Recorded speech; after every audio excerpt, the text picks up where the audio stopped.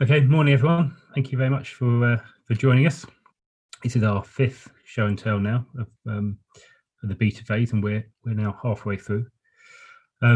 As with previous sessions, there is a link to the Q&A on Slido, which went around with the invitation as well. Please drop any questions in there, and we'll answer them at the end.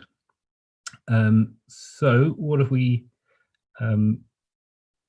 Sorry, I'm getting ahead of myself. Just to recap, so what are we doing? So we've been funded by MHCLG to work with partners and stakeholders to try and develop an alternative offering to planning officers and local authorities for processing planning applications. On the next slide is our roadmap. So as I say, we're just over halfway now, halfway through. We're still very much focusing on permitted development, but we've now started incorporating the functionality required for full applications as well, which you'll see as we go through. So what have we been up to since we last spoke? So we've continued iterating the prototype and then developing that. And continue testing. It's all about testing.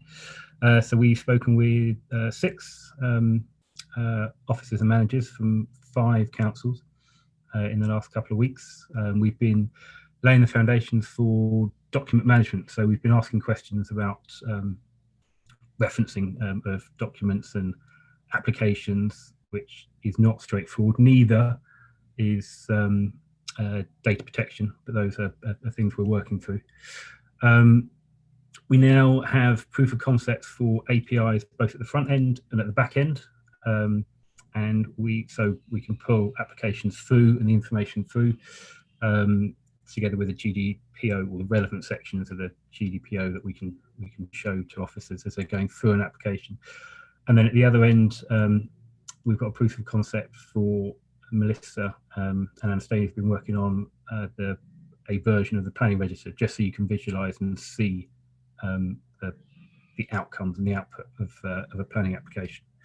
And obviously we've been continuing to speak with the RIPA project as well to make sure that we are fully aligned, so we can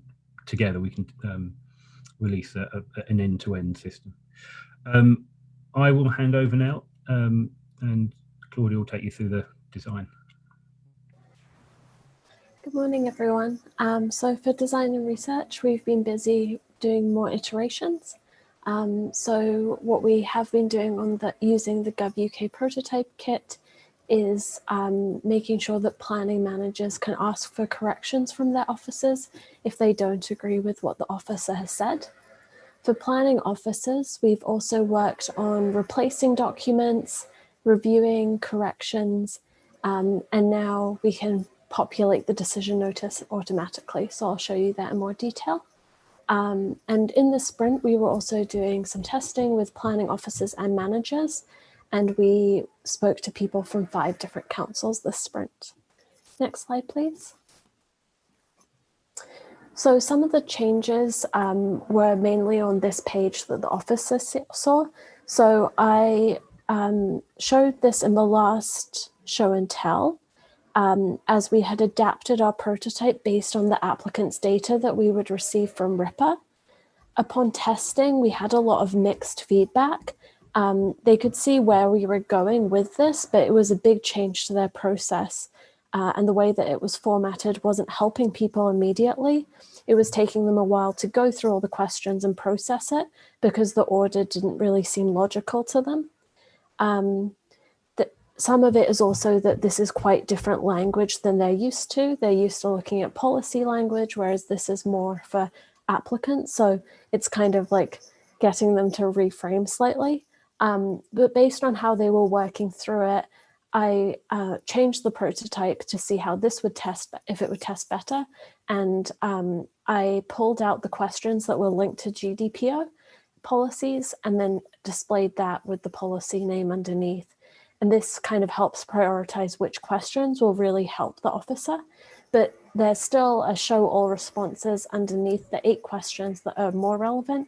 and this would show all 18 questions that the applicant answered.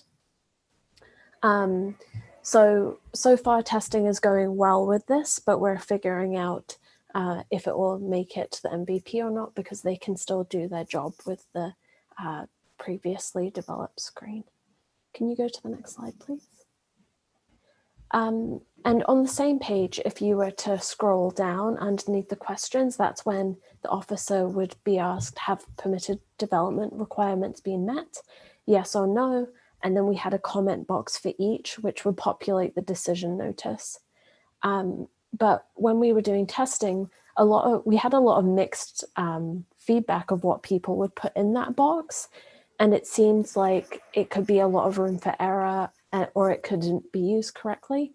And we did get comments from multiple people about how this should really be automated. And because they use standardized paragraphs anyway, but they'd have to find them and fill in from that template.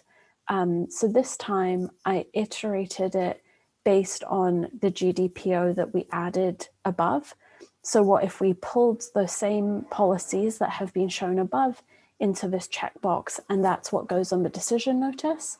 And separately, if they have any comments just for their manager to see, they could write it there, but it wouldn't populate the decision notice. And I did this because we heard that the managers want to know what certain measurements are, but that's not, and that allows the managers to know what has and hasn't been checked. But it doesn't necessarily need to go on the decision notice. So for now, we're doing that comment box is just for the manager, but we're having mixed opinions about that with testing. So we'll see how it goes as well. Next slide, please. And I think, yeah, I'm handing over to Michelle.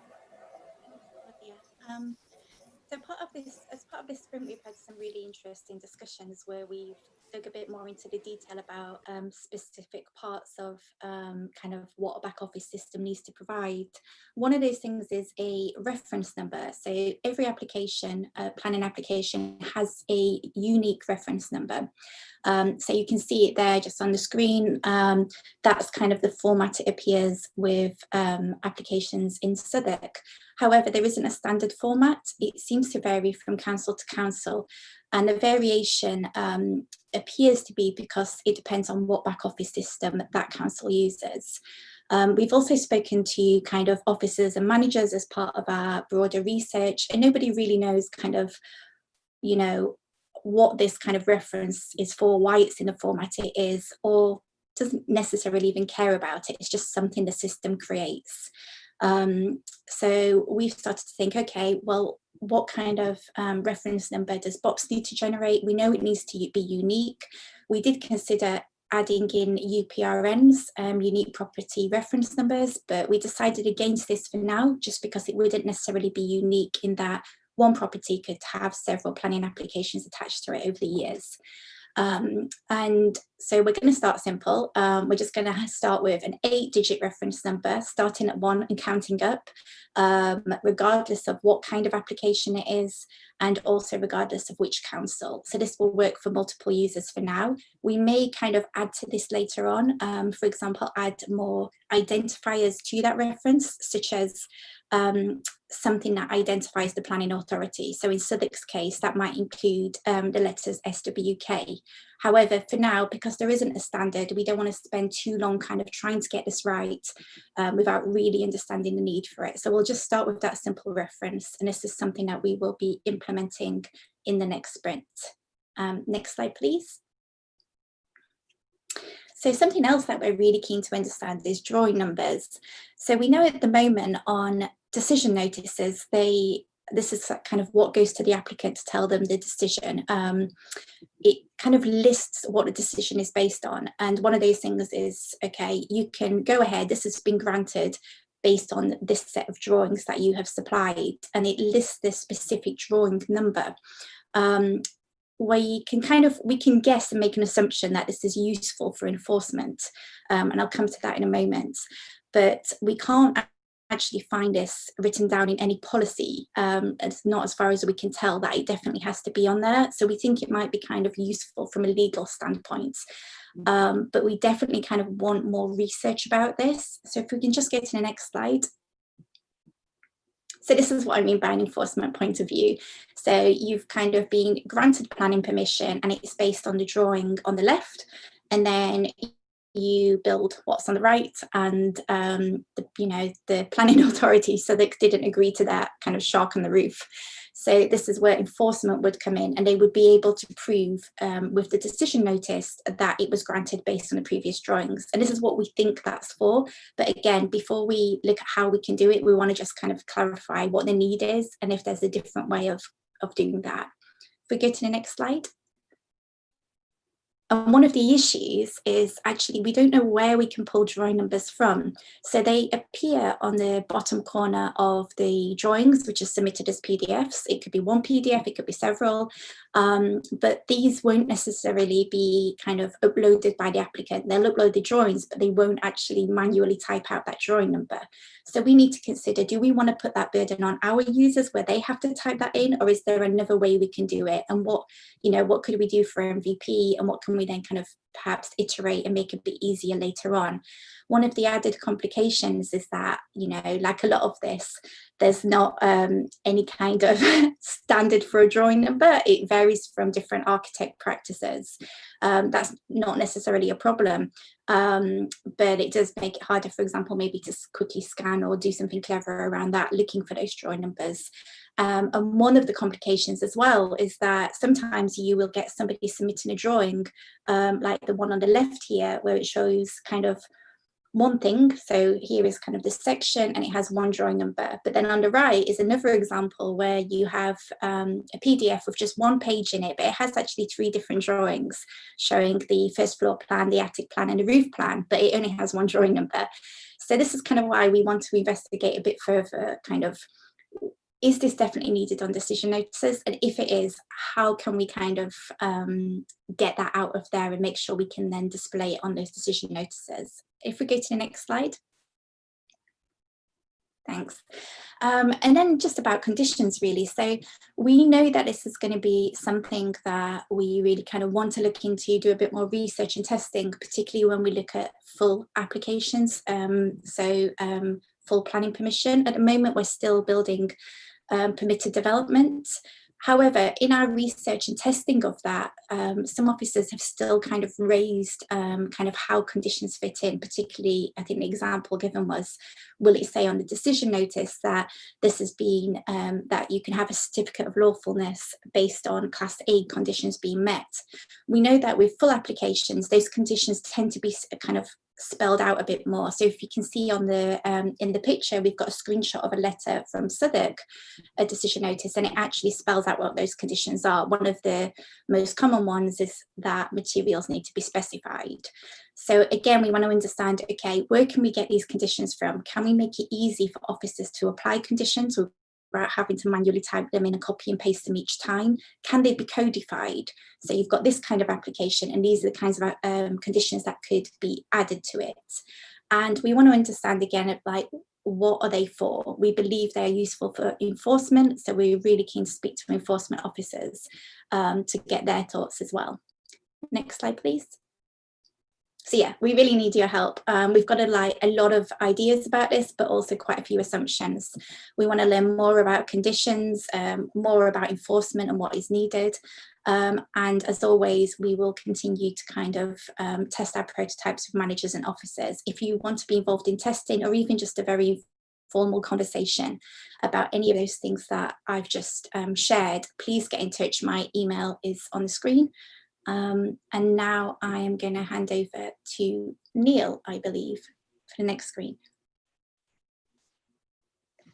Hi there. I'm just going to talk through a couple of slides which communicate some other work and sort of maybe some background discussions, in a sense, that we've been doing this sprint. Earlier in this show and tell, you've seen designs for document management.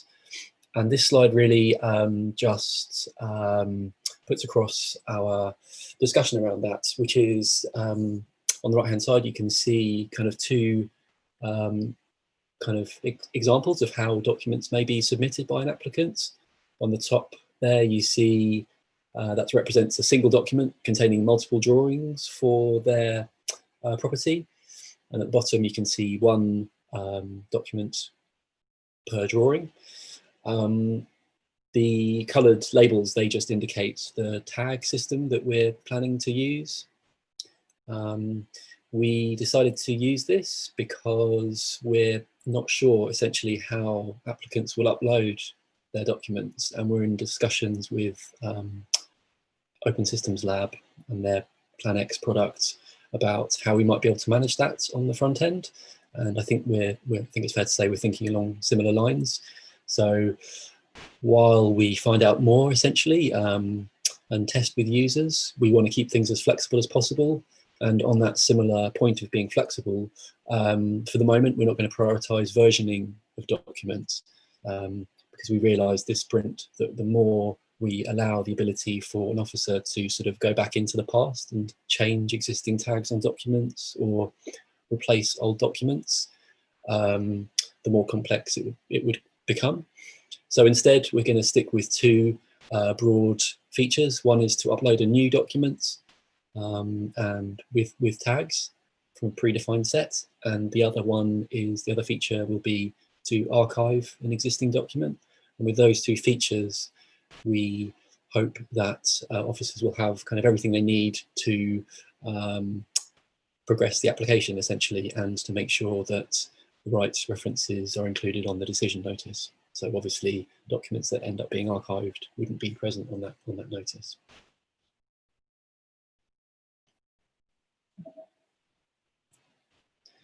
On kind of a different point, but also one of the sort of background discussions we've had this sprint, we're planning to deliver the product to a small number of councils after beta, and we had a discussion about the best way to kind of move forward with that. Essentially, so far in the system and the demos that you may have seen before, we haven't got a concept of a council within the system, within the back end.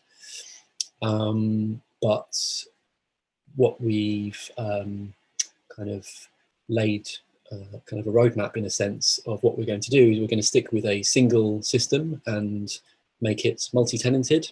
So each council would have their own workspace in a sense, and they would be able to work within their own set of users and their own set of applications, of course, but not obviously see other councils' information.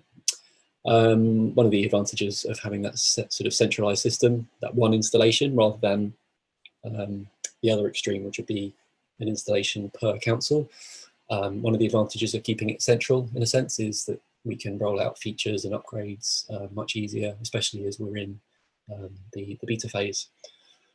So our plan ahead, really, we're going to work together as a team, as usual, and identify every part of the system that we expect to vary between councils. On the right-hand side, you see the decision notice, and I've just highlighted in red some of the more obvious things that we're expecting to change between councils, the name of the council, of course, and you know, the head of planning for that council as well, that person's name, along with various other parts of the system. So we're going to do a kind of a sweep through the service and identify all of those parts. Then we're going to write and deliver a story which will sort of turn on councils in a sense, and it will allow us, the way that would be tested is, as you can probably imagine, to walk through the journey of assessment and reviewing for each different council that we have. And then just kind of looking a little further down the line, rather than going for the full rich version of management of councils, which would involve some kind of super admin user having a form to fill in all of this data that you might see on the right hand side.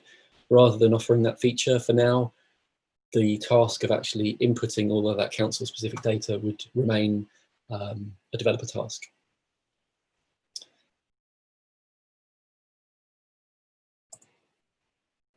So now I'm going to switch over to the demo of the service itself.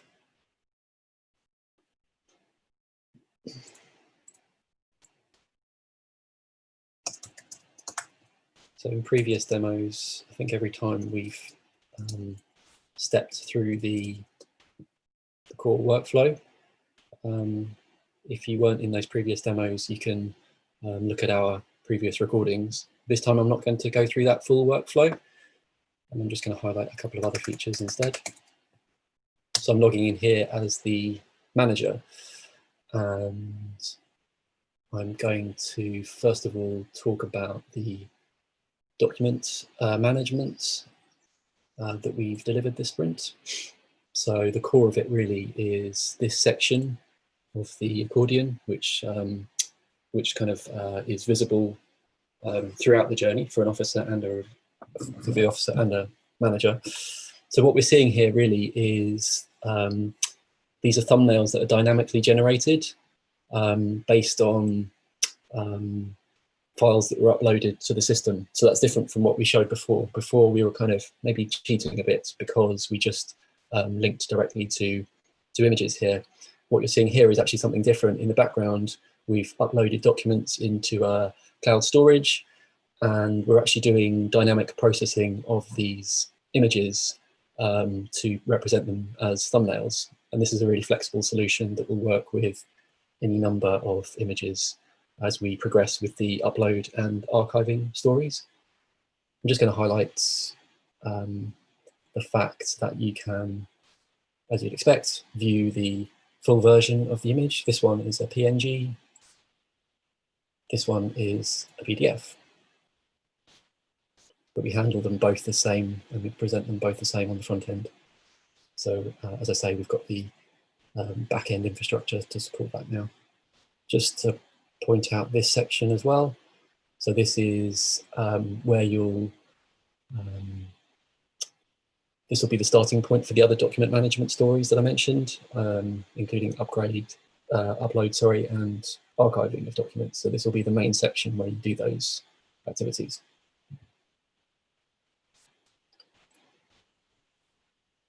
So that's what I wanted to say on that side. And the other thing I wanted to touch on here is that we've delivered a story which will allow other services to consume the output of our service. So what I mean by that is that a service such as the planning register could use our data.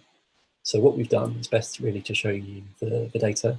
So we've made an API essentially, and what you're seeing here is some of the details don't matter that much, but you're seeing essentially a list of representations of planning applications that have been determined by the manager. And you can pick out different details here, the address, the status of it, and so on. So here's 3. So that represents all, for the moment, all determined applications in the system. What I'm going to do now is I'm just going to act as the manager and determine another planning application, and we'll see this list. I expect to see this list get populated with another application.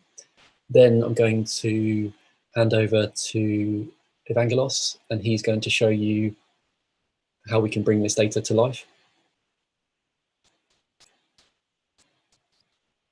So just a bit of background if you haven't seen before. I'm a manager and I'm reviewing the work that the office has done previously on this particular application. My final step is to review the outcome decision notice.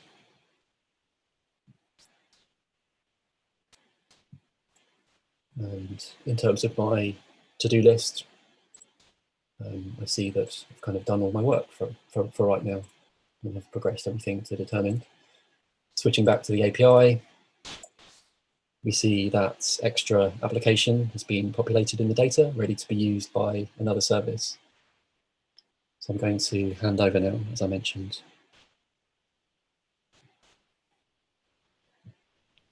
Hello, everyone. I'm gonna share my screen, and here you will see a React application that Melissa and Anastasia built using the API endpoint widgets fetch the planning application decision. As I mentioned, this is a React application that uses GovUK component, and here you can see that it demo the application number, the site address, the application type, the summary of proposal, receive date, decided date, and the decision of this particular planning application. This was a POC to make sure to show that you can use our endpoint and you can create an application to illustrate the data. Going back to our slide, I will hand over to Jack, who will talk about the next step. Yeah, thanks, Evangelos. So next steps for the next fortnight, we'll continue to develop out this MVP document management feature. We will also look to integrate Notify. Now, obviously, when decision notices are created, we need to be able to notify the original applicant, but also in previous stages we need to notify consultees, so neighbours, statutory consultees, etc. And gov.uk notify allows you to do this. It's a much better way of doing it than it's currently done. We'll continue developing the manager review and amendments journey. So what happens when a manager doesn't agree with a recommendation or has comments that they want to amend the recommendation. As Michelle was talking about earlier on, so conditions. We started having conversations with a few enforcement officers, but we'll continue working on that. And then, yeah, further iterations of content and styling following testing and feedback. I just wanted to point out, Southwark can't claim credit for the shark. I think that was Oxford.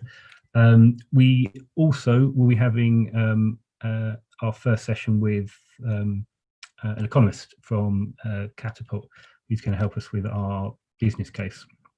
And what's good about that is that they have Green Book experience, so that should help us put together a pretty strong case.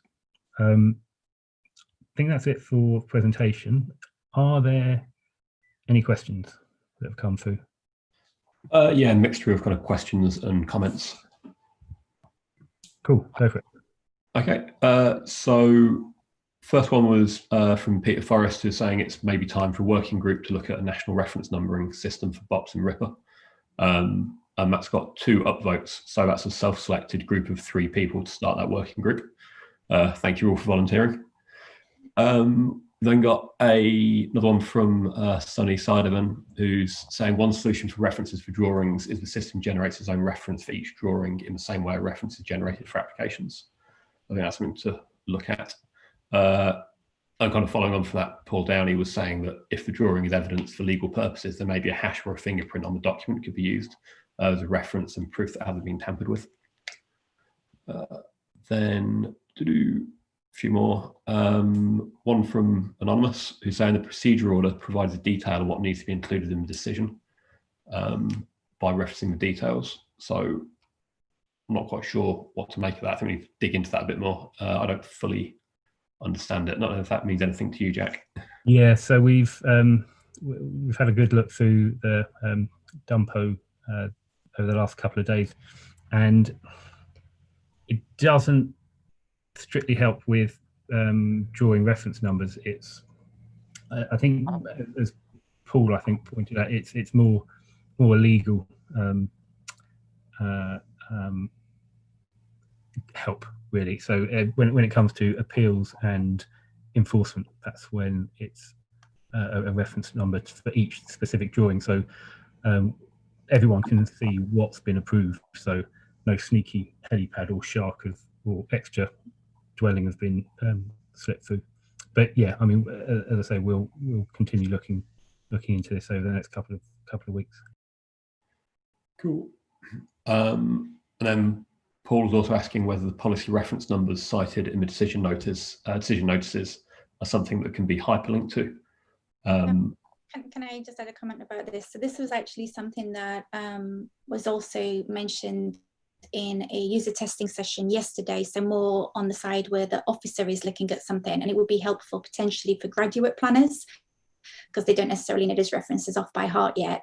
We know it would be useful. The thing would be thinking about where to actually link them to and how reliable that link is likely to be. I think it's something we definitely need to look into a bit more, and then it might be something we also consider. We're not actually creating a planning register as part of this, so we just created that proof of concept to demonstrate, to illustrate how the API works, but we're not, it's kind of not part of this project to create a planning register. But on there, for example, you could have a decision notice that is a web page, and that could list the policies in more kind of human readable language as well. But I think we just have to figure out where we would pull that data from or where we would link to. But it's definitely a good point because it's something we've heard. Cool.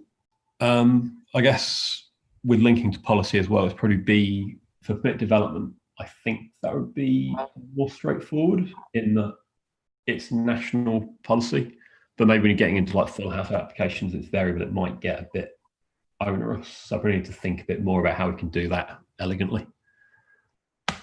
And then, sorry, Mike, were you going to say something?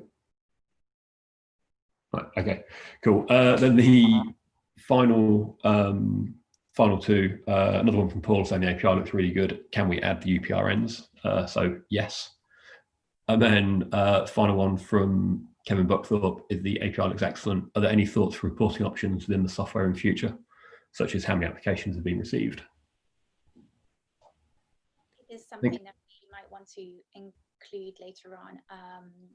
It's just it's not something that's kind of come up in our research and testing at the moment. We're aware that this would be useful, but with our immediate users, it's been very much focused on kind of understanding what they need to complete an assessment. We know, like at a higher level and perhaps at a central government level, it would be potentially really useful to pull that stuff out, and that might also be something that could potentially tie into a national planning register, for example. That might be one way where you could show on there some kind of way to filter and see kind of applications at a national level and statistics around that. So I think it is a really interesting kind of thing to consider and to look into. I'm just not sure if it's necessarily going to be part of this MVP, but I think it would be valuable for people.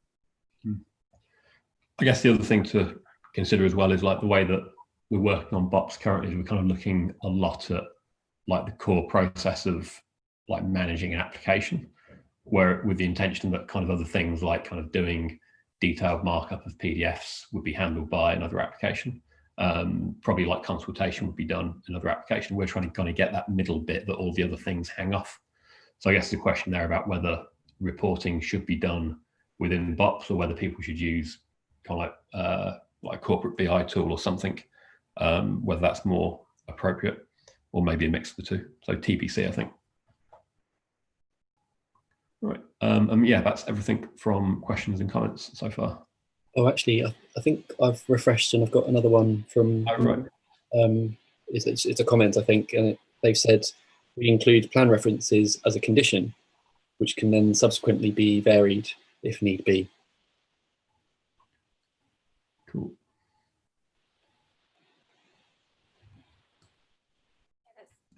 That's kind of how we thought they could be potentially used, but again, I guess we just need to find out a bit more. That person is anonymous, because otherwise I would suggest whether they would like to have a chat about it. If you would like to, my email was on one of the previous slides, because we definitely like to discuss this and find out a bit more. There it is. Thanks.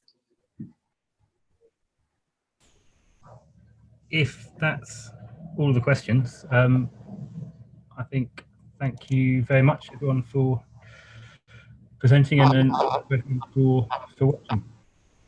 See you in 2 weeks.